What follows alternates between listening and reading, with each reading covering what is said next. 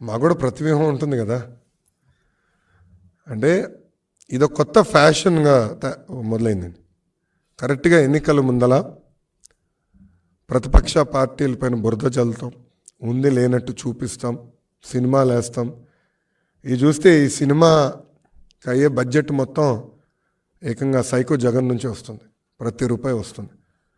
ఇప్పటికీ ప్రొడ్యూసర్ గారు, డైరెక్టర్ గారు ఐ థింక్ 2-3 సార్లు కలిసినట్టున్నారు జగన్. నిన్న మీరు చూస్తే ఆయన తరపున, అంటే రామ్ గోపాల్ వర్మ గారి తరపున పోరాడిన, న్యాయ పోరాటం చేస్తున్న లాయర్ నిరంజన్ రెడ్డి గారు. ఆయన ఎవరండి? వైకాపా రాజ్యసభ సభ్యుడు.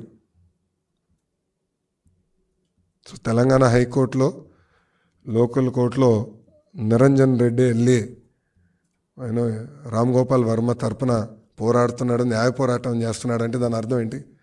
దీని వెనకాల ఎవరున్నట్టు? ప్రభుత్వం.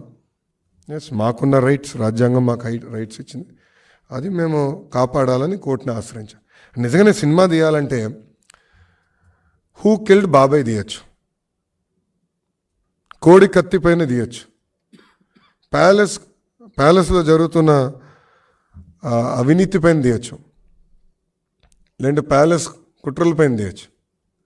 అది చేయకుండా లేనిది ఉన్నట్టు చూపిస్తే తప్పనిసరిగా మేము పోరాడతాం. మాకు రాజ్యాంగం కొన్ని హక్కులు కల్పించింది, ఆ హక్కుల్నే కాపాడాల్సిన బాధ్యత కోర్టుల పైన కూడా ఉన్నాయి.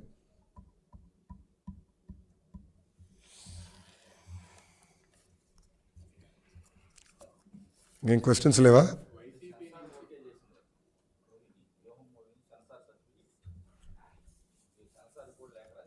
నేను సెన్సార్ బోర్డు స్టేట్కి రాశాను, సెంట్రల్ సెన్సార్ బోర్డు కూడా రాశాను, కానీ వాళ్ళు మేము రాసింది పట్టించుకోలేదు. అందుకే మేము కోర్టుని ఆశ్రయించాం. జనవరి 11th వరకు మళ్ళీ స్టే చేశారు, 11th మళ్ళీ వింటానని కోర్టు చెప్పింది. ఈ లోపల వీళ్ళు ఏం చేస్తారో చేయండి, we are ready for it, will face it.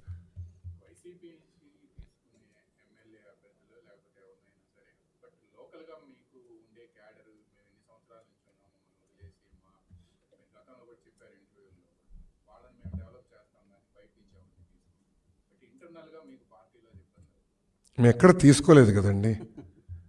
Fundamentally నేను అనేది ఏంటంటే, నేను ఎక్కడ చెప్పానండి, మీరే అంటున్నారు. నేను ఎక్కడ చెప్పలేదు, వస్తున్నారని నేను చెప్పలేదు, తీసుకుంటున్నాను కూడా నేను చెప్పలేదు. అంటే మీరు ఎజ్యూమ్ చేసుకుని నన్ను ప్రశ్నలు అడుగుతున్నారు, అని ఊహాగానాలు. రావచ్చు, వస్తే కదా, వస్తే మీరు ఏం చేస్తారు అనే డిస్కషన్. అసలు ఇప్పటివరకు చర్చలే జరగలేదు. మేము మా పనులు చేసుకుంటాం. బాబు షూరిటీ భవిష్యత్ గ్యారంటీలో మేము బిజీగా ఉన్నాం. చంద్రబాబు నాయుడు గారు కుప్పంలో పర్యటిస్తున్నారు, నేను మంగళగిరిలో పర్యటిస్తున్నా. వేదిక మీద ఉన్న పెద్దలందరూ ఎవరు వాళ్ళ నియోజకవర్గాల్లో తిరుగుతున్నాం.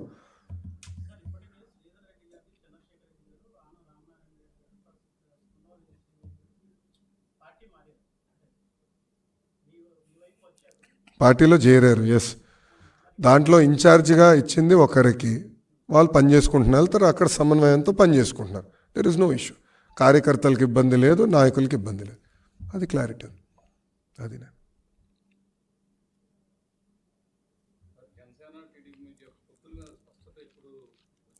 స్పష్టత ఉంది.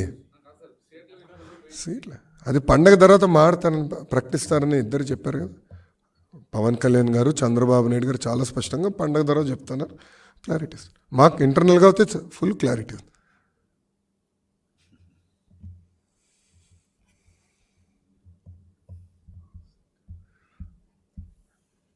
ఏమన్నా టీవీ, నేను ఎన్టీవీ రాలేదు ఈరోజు. అది వచ్చాడు ఇద్దరు పక్కన.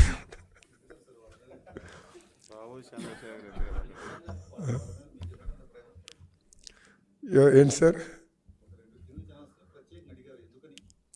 అంటే వాళ్ళు కూడా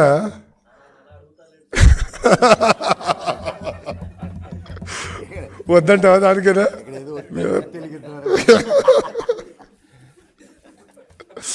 చాలా ఆఫ్ రికార్డ్ మాడదాంలేండి, మనల్ని ఎక్కువ ఫీల్ అవుతున్నాడు. ఓకే, పోస్టర్ రిలీజ్ చేస్తాం. థ్యాంక్ యూ అన్న.